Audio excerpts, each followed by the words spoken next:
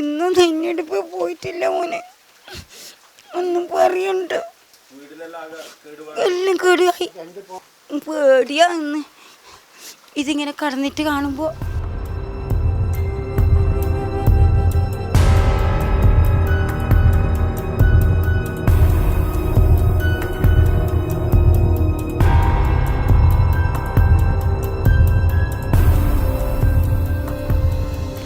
ഞായറാഴ്ച രാത്രി 8 മണിയോടെ ആഞ്ഞടിച്ച ചുഴലിക്കാറ്റിൽ എളിയാവൂർ അമ്മാങ്കുന്ന് ഭാഗം ഞെട്ടിത്തരിക്കുന്ന ഒരു സാഹചര്യമാണ് ഉണ്ടായത്. വലിയ നാശനഷ്ടമാണ് ഈ പ്രദേശത്താകെ ഉണ്ടായത്. നിരവധി വീടുകൾക്ക് നാശനഷ്ടം സംഭവിച്ചു. നിരവധി തെങ്ങുകളും കവുങ്ങുകളും മരങ്ങളും ഒക്കെ തന്നെ നിലംപൊത്തുന്ന ഒരു സാഹചര്യം. ഇലക്ട്രിക് ലൈനുകൾ, പോസ്റ്റുകൾ എല്ലാം തന്നെ നിലത്താണുള്ളത്.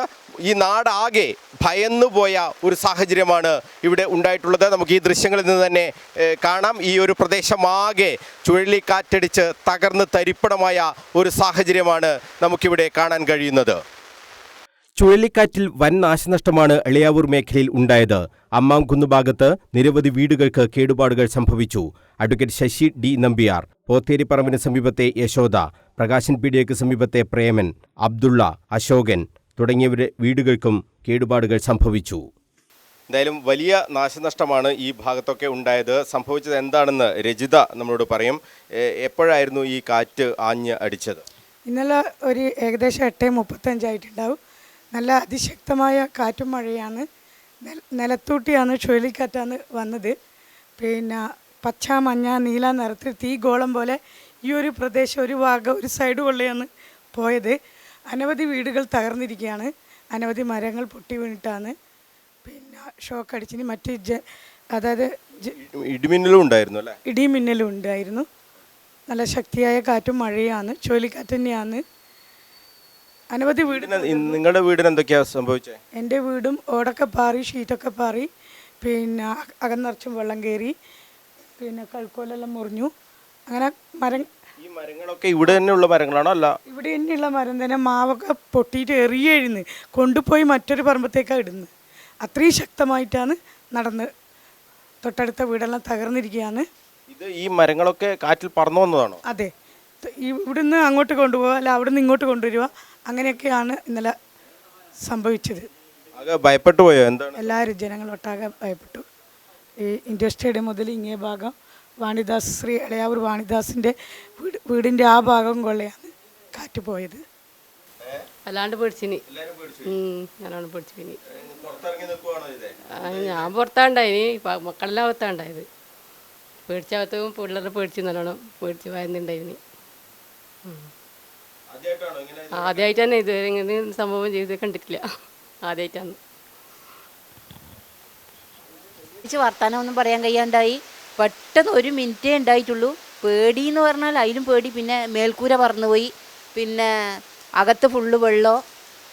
ഇതാദ്യമായിട്ട് നമ്മൾ 18 കൊല്ലം ഇട വന്നു. ഇതാദ്യമായിട്ടാണ് ഇങ്ങനത്തെ ഒരു അനുഭവം വന്നിട്ടുള്ളത്. ജീവിതത്തിൽ ആദ്യമായിട്ടാണ് ഇങ്ങനത്തെ ഒരു അനുഭവം വന്നത്. അതിശക്തമായി കാറ്റെന്ന് പറഞ്ഞാൽ ആകാശത്ത് നിന്ന് നീലയും ചുവപ്പും ഉള്ള തീഗോളം പോലെയാണ് വന്നത്. ഇടിമിന്നല്ല സാറേ, അതൊരു വേറെ തന്നെ ഒരു ഇത്. ഭയങ്കര കാറ്റ്, ചുഴലിക്കാറ്റ് പോലത്തെ കാറ്റ്. പേടിച്ച് തെങ്ങും പൊരിഞ്ഞു പോയി, പിലാവ് പോയി, ഗടങ്ങ് വീണ്.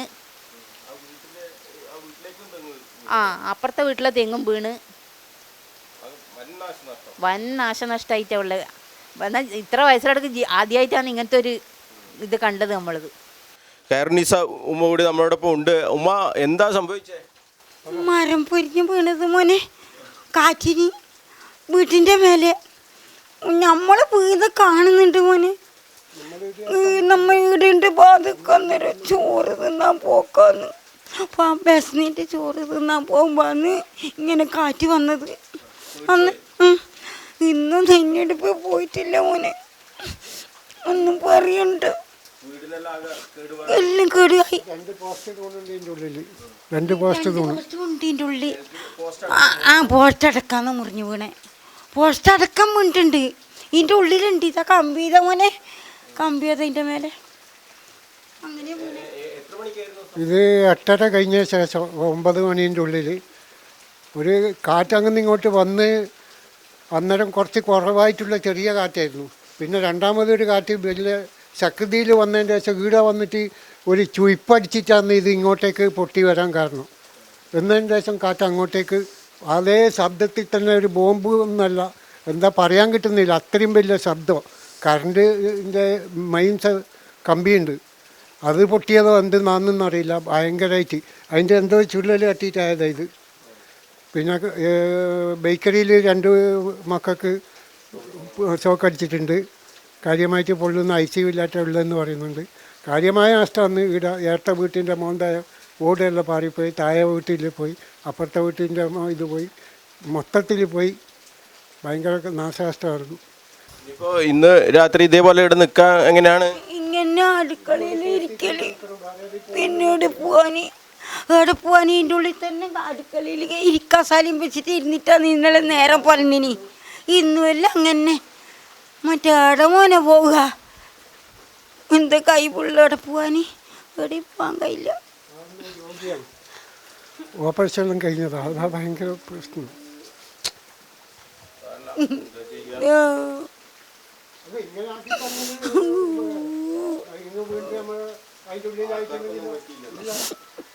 എൻ്റെ മോനാക്കൊന്നും ആയിട്ടില്ല.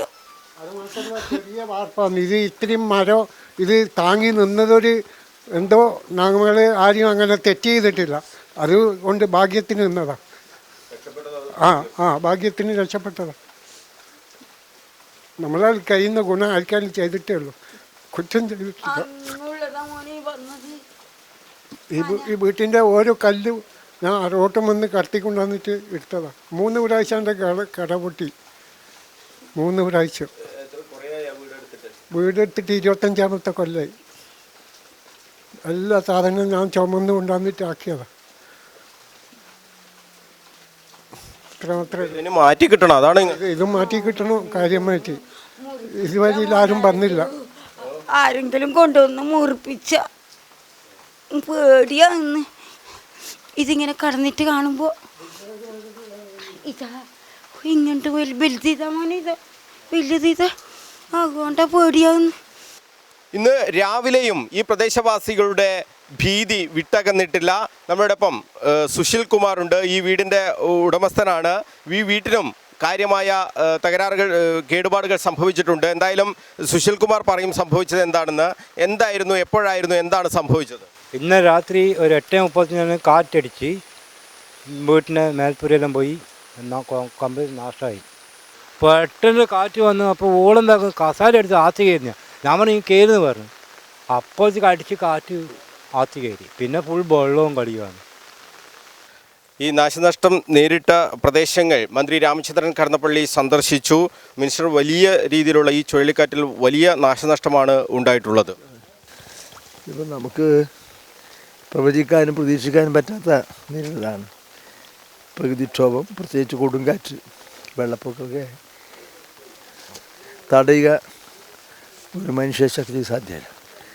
ശേഷം നമുക്ക് ദുരിതാശ്വാസ പ്രവർത്തനങ്ങൾ, നാശനഷ്ടങ്ങൾ വിലയിരുത്തി സഹായിക്കേണ്ടവരെ അർഹമായ നിലയിൽ സഹായിക്കാൻ തുടങ്ങിയിട്ടുള്ള ഒരു മാനുഷിക സംവിധാനം ഒരുക്കുകയാണ് ചെയ്യുന്നത്. അത് ഗവൺമെൻറ് കഴിഞ്ഞ പ്രാവശ്യം ചെയ്തിട്ടുണ്ട്. ജനകീയ പങ്കാളിത്തത്തോടും സഹകരണത്തോടും കൂടി നമ്മളതിൽ ഈ ഇത്തരം പ്രവർത്തനങ്ങളിൽ വേറെ ഒന്നും പരിമിതിയില്ല, ജാതിയില്ല, മതമില്ല, രാഷ്ട്രീയം ഒന്നുമില്ല, എല്ലാം വിട്ടെറിഞ്ഞ് ഈ ദുരിതാശ്വാസ പ്രവർത്തനങ്ങൾ സഹകരിക്കുക, ദുരിതം നേരിട്ടുകൊണ്ടിരിക്കുന്ന കുടുംബങ്ങളുടെ കണ്ണീരൊപ്പുക, അതിനാണ് സർക്കാർ. ഈ ഇത് പ്രശ്നങ്ങളൊക്കെ തന്നെ കളക്ടറുടെ അടിയന്തര ശ്രദ്ധയിലും പെടും, ജില്ലാ ഭരണകൂടത്തിൻ്റെയും അത് കഴിഞ്ഞ് മറ്റു സ്ഥലങ്ങളിൽ അറിയിക്കുക. ഒരു നഷ്ടം നിർത്താൻ വേണ്ടിയുള്ള നടപടികളൊക്കെ ഉണ്ടാവും. ഇത് ശരി, വിലയിരുത്തൽ നടത്താൻ വരണം, അവർ വന്ന് നോക്കി,